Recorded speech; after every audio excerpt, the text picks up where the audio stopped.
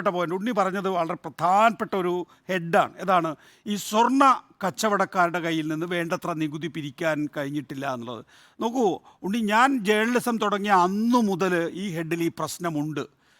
ഇപ്പോൾ ഉദാഹരണത്തിന് സ്വർണത്തിൻ്റെ കടയിൽ പോയി നമ്മൾ ഒരു റെയ്ഡ് നടത്തിയാൽ, ഇപ്പം അവിടെയും ഞാൻ ഈ നേരത്തെ ഈ ഒരു എക്കണോമിക് ആക്ടിവിറ്റി എന്ന് പറയാം, ഞാൻ പോയി 50,000 രൂപയ്ക്കൊരു പവൻ വാങ്ങുമ്പോൾ ഒരു മലയാളിയുടെ സ്വഭാവം എന്നുള്ള നിലയിൽ ലോകത്ത് തന്നെ അങ്ങനെ ഒരു സ്വഭാവമുണ്ട്, നമുക്കത് ടാക്സ് ഇല്ലാതെ കിട്ടണം എന്നുള്ളതാണ്.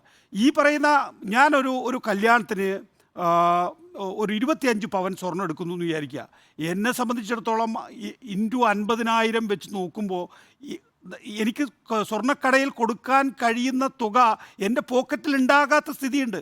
അവിടെയാണ് സ്വർണ്ണക്കടത്തുകാരനും ഞാനും തമ്മിലുള്ള ഒരു ധാരണ ഉണ്ടാകുന്നത്, എനിക്ക് ബില്ല് വേണ്ട എന്നുള്ളൊരു ധാരണ ഉണ്ടാകുന്നത്. ഇതെങ്ങനെയാണ് പിടിക്കുക? ഇതെങ്ങനെയാണ് ഒരു സർക്കാരിനെ സംബന്ധിച്ചിടത്തോളം പിടിക്കാൻ കഴിയുക? അപ്പോഴാണ് തോമസ് ഐസക് ഒരു ഘട്ടത്തിൽ കോമ്പൗണ്ട് ചെയ്യാൻ നോക്കിയിട്ടുള്ളത്.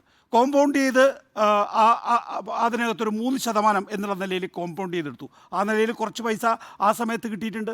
പിന്നീട് 3%, 5% എന്നുള്ളത് 3% കുറച്ചപ്പോഴുണ്ടായിട്ടുള്ള കുറവിനെക്കുറിച്ചാണ് ഉണ്ണി ബാലകൃഷ്ണൻ നേരത്തെ ചൂണ്ടിക്കാണിച്ചിട്ടുള്ളത്. 5% പകുതിയായി, അതായത് ഏതാണ്ട് പകുതിയായി 3% കുറച്ചു. അത് കേന്ദ്ര സർക്കാരാണ് കുറച്ചിട്ടുള്ളത്. ആ കുറവിലാണ് നമുക്ക് ഈ പറയുന്ന നികുതി നഷ്ടം ഉണ്ടായിട്ടുള്ളതാണ്. ഒന്ന്, ഈ സ്വർണ്ണ കച്ചവടക്കാർ ഒരു സമാന്തര സാമ്പത്തിക വ്യവസ്ഥ കുറേ കാലമായി മുന്നോട്ട് കൊണ്ടുപോകുന്നു എന്നുള്ളത്. 2, അവിടെ ഒരു മാനുഷികമായ പ്രശ്നമുണ്ട്. സ്വർണത്തിൻ്റെ വില മറ്റേത് ഉൽപ്പന്നത്തിനേക്കാളും വലിയ നിലയിൽ വില കൂടുന്നു. അപ്പോൾ എന്നെ സംബന്ധിച്ചിടത്തോളം എൻ്റെ ഒരു വളരെ പ്രധാനപ്പെട്ട കുടുംബവിശേഷത്തിൽ എനിക്ക് 25 പവൻ വാങ്ങിയേ പറ്റൂ. അപ്പോൾ ഞാനും ആ സ്വർണ്ണ കച്ചവടക്കാരനുമായിട്ട് അവിടെ ഒരു ധാരണയിലെത്തുകയാണ് ചെയ്യുന്നത്. അവിടെ സർക്കാരിന് ഇടപെടാൻ കഴിയാത്ത വിധത്തിൽ ഞാനും സ്വർണ്ണ കച്ചവടക്കാരനും ആ ധാരണയിലെത്തുന്നു. ഇപ്പോൾ ഒരു സ്വർണ്ണ കച്ചവടക്കാരൻ്റെ മുമ്പിലേക്ക് നമ്മളിപ്പോൾ എങ്ങനെയാണ് നികുതി പിരിവ് നടത്തുന്നത്? അവിടുത്തെ CCTV,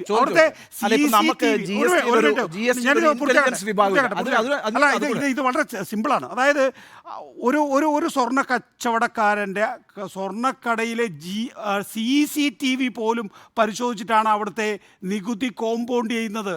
അതുകൊണ്ടാണ് ഇന്നിപ്പോൾ KN ബാലഗോപാൽ പറഞ്ഞത് ഈ പറയുന്ന അത്യാധുനിക വിദ്യ, അതായത് ഞാൻ ഇപ്പോൾ അരുൺ പോയി ഒരു സ്വർണ്ണക്കടയിൽ നിന്ന് സ്വർണം വാങ്ങുന്നു എന്ന് പറയുന്ന ആ CCTV ദൃശ്യങ്ങൾ പരിശോധിച്ച് കോമ്പൗണ്ട് ചെയ്ത് അവരിൽ നിന്ന് നികുതി ഈടാക്കുന്ന ആ പറയുന്ന പുതിയ സാങ്കേതിക വിദ്യ മറികടക്കാൻ വഴിയുണ്ടാക്കിയിരിക്കുന്നു. എന്താ ചെയ്തിരിക്കുന്നത്? ഈ സ്വർണ്ണ കച്ചവടക്കാരൻ്റെ കടയിലേക്ക് ഞാൻ പോകേണ്ടതില്ല, എൻ്റെ വീട്ടിലേക്ക് സ്വർണ്ണ കച്ചവടക്കാരൻ സ്വർണം എത്തിക്കുന്ന രീതിയാണ്. അപ്പം ഞാനും ഈ സ്വർണ്ണ കച്ചവടക്കാരനും തമ്മിലുണ്ടാക്കിയിട്ടുള്ള ധാരണ, ആ ധാരണ മാനുഷിക മൂല്യം എന്താ പറയേണ്ട ഒരു എൻ്റെ കുടുംബത്തെ നിലനിർത്താൻ വേണ്ടി ഞാൻ ചെയ്യുന്ന ഒരു ഏർപ്പാടാണ്.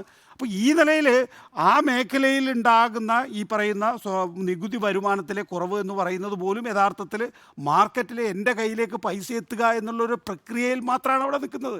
മറ്റ് മേഖലകളിലുള്ള ഈ പറയുന്ന നികുതി വെട്ടിപ്പ് പോലെ അതിനെ കാണേണ്ടതില്ല എന്നുള്ള നിലയിൽ പിൽക്കാലത്ത് വന്നിട്ടുള്ള എല്ലാ UDF സർക്കാരുകളും എല്ലാ LDF സർക്കാരുകളും അതിനോടൊരു മൃദു സ്വഭാവം കാണിച്ചിട്ടുണ്ട്. അതാണ് എനിക്ക് ആ കാര്യത്തിൽ പറയാനുള്ളത്.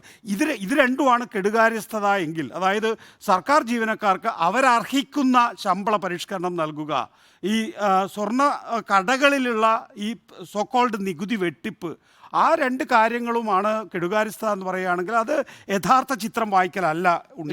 ഞാൻ നേരത്തെ പറഞ്ഞ